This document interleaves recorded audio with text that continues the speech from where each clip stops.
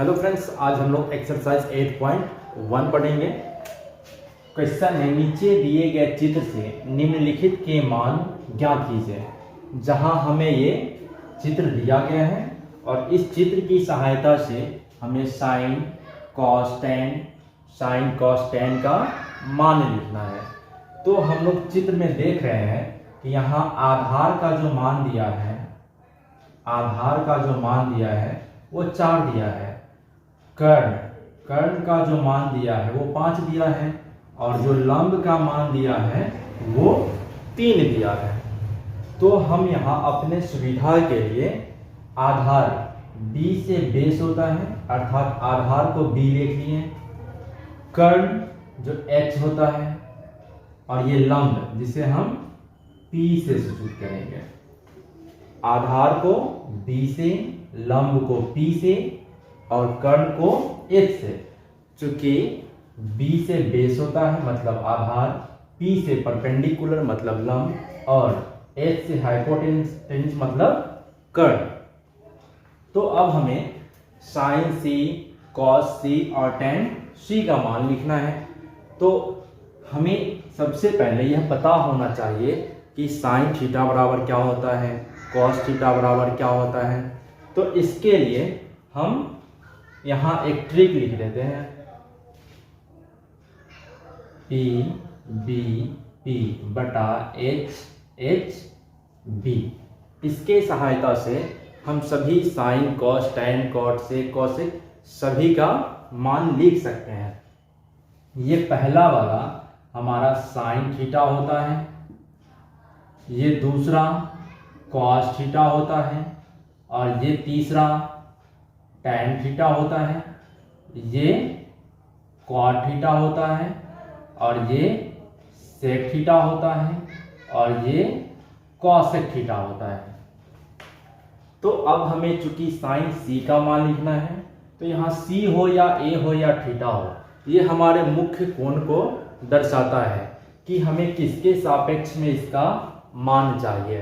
तो हमें यहाँ साइन c मतलब यहाँ मेरा मुख्य कोण c है, तो c के ही सापेक्ष में हमें इसका मान निकालना है। तो सबसे पहले साइन थीटा बराबर होता है p/h। तो p/h हम लिख लेते हैं। तो अब हम देखते हैं कि p का मान कितना है। तो इस फिगर में p का जो मान है वो 3 है। तो हम यहाँ 3 और h का जो मान है वो 5 है, हम यहाँ 5 लिख लिए। ये हमें साइन c का आंसर मिल गया। अब दूसरा कॉस c का मान चाहिए। तो कॉस थीटा बराबर होता है b/h। तो हम यहाँ लिख लेते हैं b/h। तो अब b का मान 4 है तो 4 लिखेंगे और h का जो मान है वो 5 है तो 5। यह भी हमारा आंसर हो गया कॉस c का। अब टेन c का मान चाहिए। तो टेन थीटा बराबर p/b होता है, p/b होता है।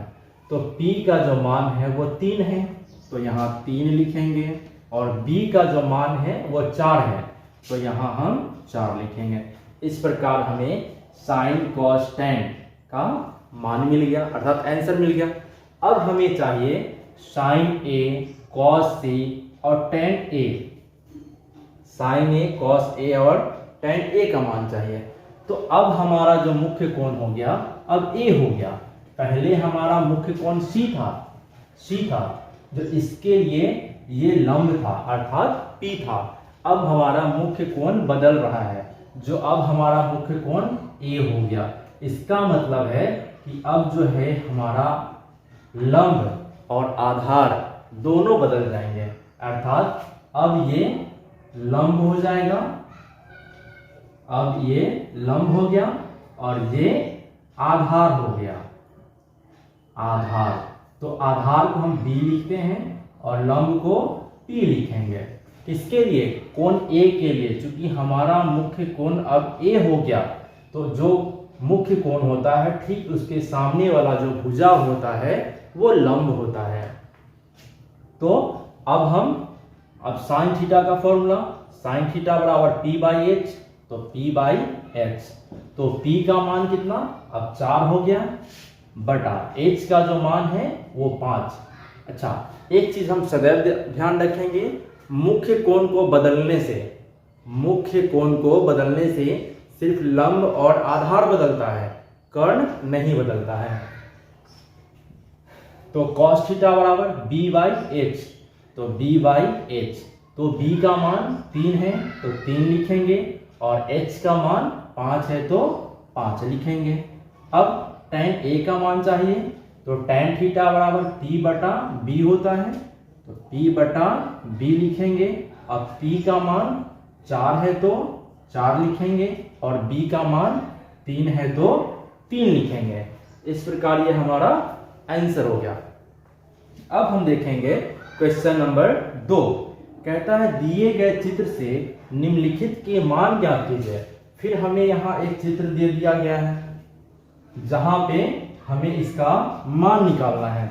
तो यहाँ tan के लिए जो हमारा मुख्य कोण है वो a है, और cos के लिए जो हमारा मुख्य कोण है वो c है।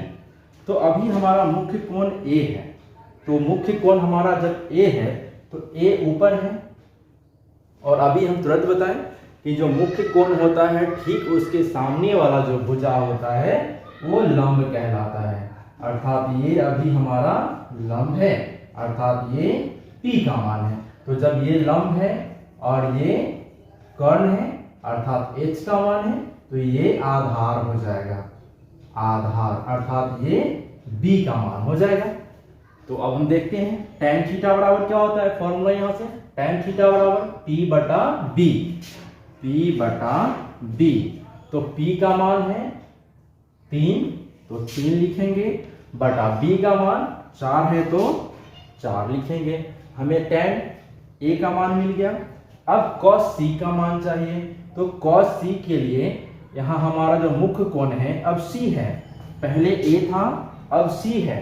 इसका मतलब है जब मुख्य कोण बदल जाएगा तब हमारा लंब और आधार भी बदल जाएंगे, क्योंकि मुख्य कोण के ठीक सामने वाला जो भुजा होता है वो लंब होता है। तो ये मुख्य कोण c हो गया, तो c हमारा ये है, तो ठीक इसके सामने वाला जो भुजा होगा वो लंब हो जाएगा।